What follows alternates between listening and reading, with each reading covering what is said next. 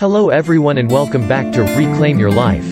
Today, we're going to be talking about the covenant in Deuteronomy and how it's relevant to our lives today. So, grab your Bibles and let's dive in. Know therefore that the Lord your God is God. He is the faithful God, keeping his covenant of love to 1,000 generations of those who love him and keep his commandments. Deuteronomy chapter 7 verse 9. This verse speaks to the covenant that God made with his people, promising to love and protect them if they would obey his commands. And while this covenant was made with the Israelites, we can still learn from it today. This day I call the heavens and the earth as witnesses against you that I have set before you life and death, blessings and curses. Now choose life, so that you and your children may live and that you may love the Lord your God. Listen to his voice, and hold fast to him. For the Lord is your life, and he will give you many years in the land he swore to give to your fathers, Abraham, Isaac, and Jacob. Deuteronomy chapter 30 verses 19 to 20. This passage reminds us that God has given us the choice to follow him or not. And when we choose to follow him, we are choosing life and blessings.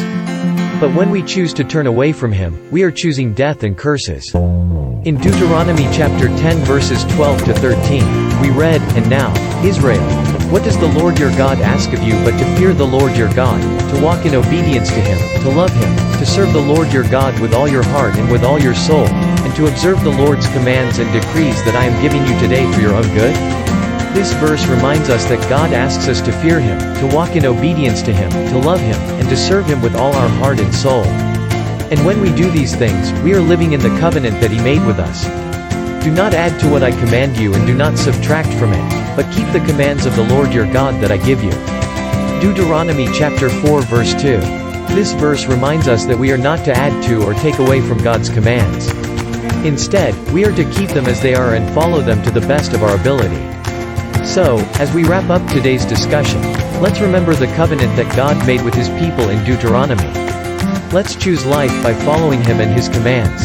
And let's always remember that God is faithful and will keep his covenant of love to those who love him and keep his commandments. Thank you for joining us today on Reclaim Your Life. We'll see you next time.